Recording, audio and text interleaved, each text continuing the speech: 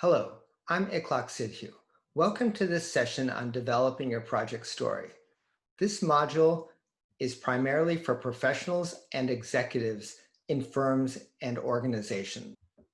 So before we go any further, it's important to understand that every project, and in fact also every new venture, builds on what we would call a story narrative, or let's just say a story. Now, a story comes from two things. One is looking at what's changing in the world. So that could be technology has changed, or it could be that consumer behaviors have changed, or possibly a law or some regulation has changed. And you mix that change with the background of the team. What is the team able to do? Where do they have skills? They're combined together, and usually there's some sort of observation or insight about what could be done. And that gets turned into what we would consider the story. So what's a story? Story is, it can start off just by being a few sentences, 2 or 3 sentences. It's some sort of narration, something that you can tell people. And what normally happens is that whoever is starting the initiative or project tells that story to a lot of different people. And they do it for 2 reasons. One is to get agreement. So all the people who are involved, do they agree with the idea of what the project is? And 2, they do it to collect stakeholders. And that means basically getting people to be part of what you're doing in terms of creating this project or creating this company. And once people are involved and committed to whatever the project or the company is, then the project or the company can continue to build based on this original story. So to get started, what we're going to do is we're going to first develop a concept on our way to developing the full story. Now, a concept is just kind of the initial idea, and I'll show you different ways that you can get a concept. And from the concept, we're going to put it into somewhat of a standard format called NABC. It stands for Need, Approach, Benefit, Competition. And once we have this standard format, we have at least one version of a story that we can start with. And this story, as we said, is the beginning point to be able to develop everything else. And that can include the demonstration and even the real life project. So the first idea to introduce about story generation is called A cross B story generation. So one of my favorite ways to tell a company story and also a project story is something called a high concept pitch. And this is the same thing as the A cross B model that we talked about before, which is that you take one idea and intersect it with a second topic or a variable change. In this case, we usually start with something that has already worked or something that you have seen work in another place, in another company, something like that, and combine it with a new variable, something that's been changing, like a new technology or a new market or a new geography. In this case, in the example, we're saying you could take something that was working, like the idea of a newspaper, USA or Wall Street Journal or something like that, and combine it with a new trend. So in this case, at the time when the internet was being developed, that would be a new trend. And when you take the combination, the cross of these two things, what you get is a description of the company Yahoo. Now, one reason why this model is so effective is that, first of all, it's very easy to explain the idea. And secondly, a lot of the business model questions and a lot of just other questions are automatically answered when you use the model to explain what you're doing. So for example, how would this new company Yahoo, where would they get news, or where would they earn revenue? What revenue model would they use? And the only thing you have to do in looking at this model is look at how the newspaper would do those same things. So they would get news from the same sources as USA Today, and they would earn money also through an advertising model. So you can copy a lot of the things that are already known to work, and you change only the variables that have to do with the new thing that you're bringing in. For example, the fact that the delivery is over the internet. This is how we often start new projects, for example, in the idea of innovation in the telephone company space. So for example, one thing that we could do is look at any telephone company and the functions that are currently going on, and we could say, how does data or AI or one of these new emerging technologies intersect with that? How could that be done differently? And that can lead to a project definition, or it could lead to a new venture that would help reinvent or redefine how an operator, how a telephone company operator works. Another way to look at it is we could look at the customers of telephone companies. So for example, we could look at healthcare or banking or the automotive industry as customers, and we could ask what would be changing once 5G services and once IoT and so forth are more readily available. And in this case, we would be using this innovation process to come up with concepts that would reinvent the customer or reinvent the vertical industry given this new technology that's coming into play. And we can do the same thing for data X types of projects. In this case, X here is basically any function within an existing firm. It can be an existing project or a new initiative that's been started. It could be an example of something successful that you've seen in another company. And what we'll do is we'll intersect that with what's possible with data, with AI, with digital systems. And from that, we'll get a set of new ideas for initiatives or adapted ideas, which can all be data X projects. Another way that we can develop concepts for story generation is what I would call considering the ideal customer experience. So this concept of looking at the ideal customer experience, this can work for a single simple product, and it can also work for a platform, which is basically something that would serve multiple customer segments all at the same time. So in this case, with the example of iTunes, which is a platform, what happened is that the situation was that customers were not happy with the way that they were able to consume music. Record companies were not happy because they were not able to sell full albums. Album sales had been dropping, and artists were not happy because they did not feel that they were fairly getting rewarded or compensated for the music that they were making. So the ideation exercise, and this is a very popular story within Apple, is that Steve Jobs went through this idea of asking what would be an ideal situation for all of the parties involved. And of course, in this case, it involved a structural change and it involved creating a platform. By structural change, what I mean is that it involved working with all three of these audiences to get them to work in a new way, to work in a new structure, and then to create a platform, something that they could all work with. Okay, so like I said, you can use this concept of thinking what would be the ideal experience for a platform, and you can also use it for a straightforward single market product. So the advice here would be start with just think about the customer and think about what they're going through and just say, what would be ideal from their point of view? What kind of frustrations, what is their interaction with the product, with getting the product, with everything to do with whatever they relate to your product or service with? Just think about the entire journey, the entire path, and think what would make it ideal. And from that, you can also develop new concepts for projects, and in particular, also projects that involve data and AI and digital technologies.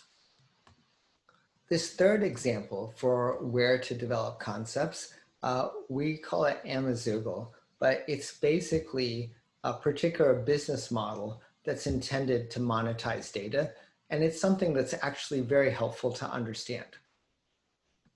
So most people think that the way that you monetize data is that you collect data that you have and you basically package it together somehow and sell it. And the truth is that most of the data that's easy for you to collect doesn't actually have value. That's not how people actually make money with data. So this example is intended to show you how data business models actually work. So the first question that I have for you is, have you heard of this company, this case example, 23andMe? What you might know is that they produce a kit which they sell for about $99. And in this kit, you can basically collect a hair sample or something else that has your DNA in it. You mail it to them and they provide you back a report about yourself, something that they can get from your DNA. Now, do you think this is how they make money? And the answer is basically no. That is one way that they pay for the cost of the kit, and maybe they make some money with that, but they have a completely second business that is going on. And that second business works with drug companies, because as they are collecting everyone's DNA and providing this report, what they're also doing is creating a database that has all of the people's DNA in it. Now, they don't actually sell that database, but they offer another service to the drug companies. And the drug companies want to know, when they're doing a new drug trial, have they covered all of the population that they need to know that the drug is actually safe? And so what they can do is they can ask questions against the database that 23andMe has, and 23andMe can give them a report where they did not sell the data, but they can provide information which is valuable, possibly predictive information or information about who or which population segments they're currently missing. And that has value even though they didn't actually share the original data. So in this model, they have two different businesses that are going on. One of them is actually collecting data that they wouldn't otherwise have, and the other one is monetizing it, but not directly. So how many different ways are there for us to make use of data?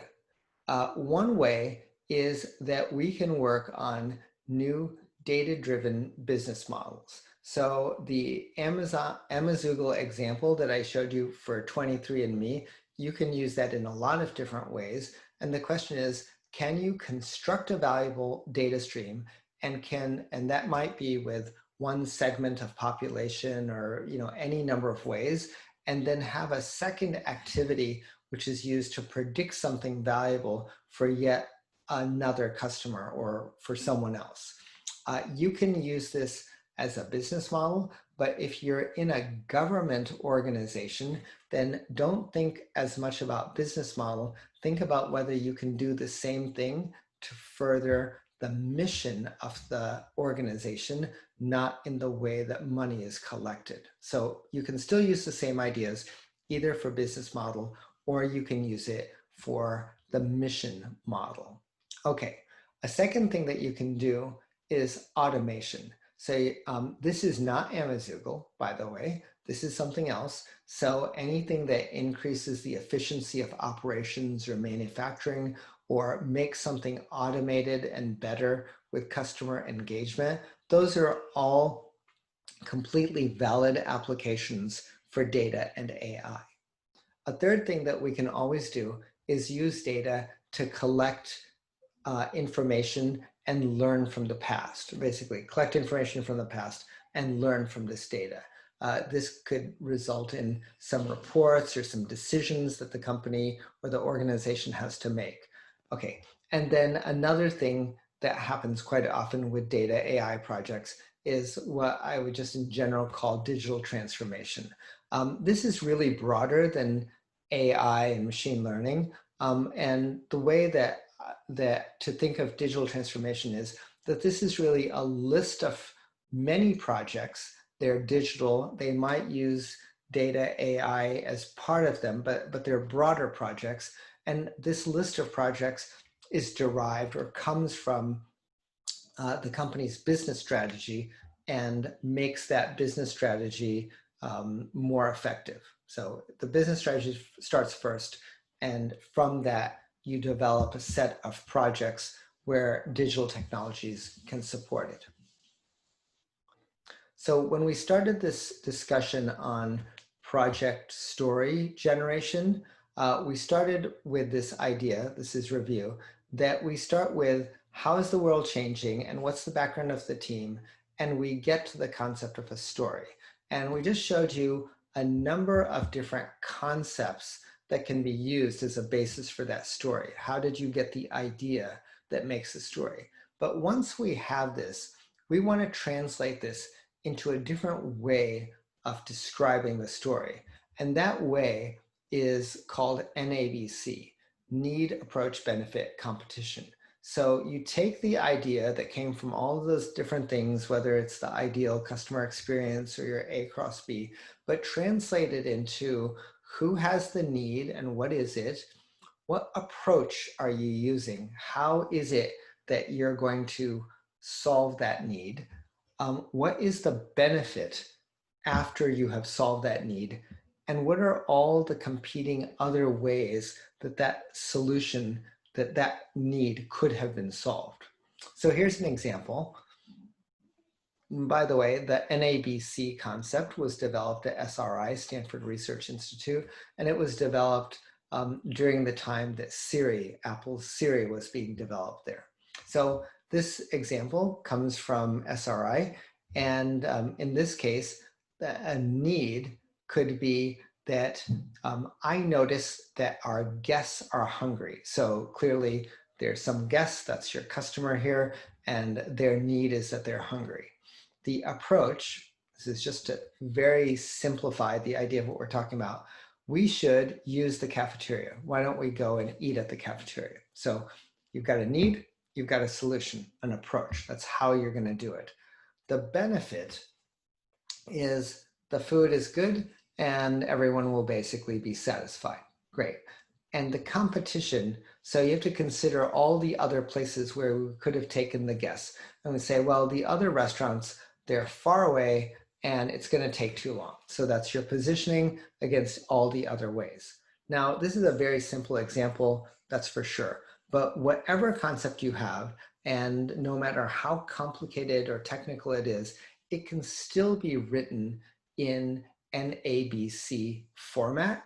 And it's really the next step that we need to do in order to get to a working project.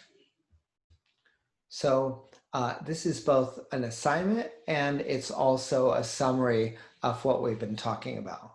What we're doing is we're starting with the idea of where do you get concepts or ideas. We talked about A cross B, we talked about ideal experience, we talked about automating things, doing things better, business models, and also predicting things. You can take any idea that's your concept and translate it into the NABC format.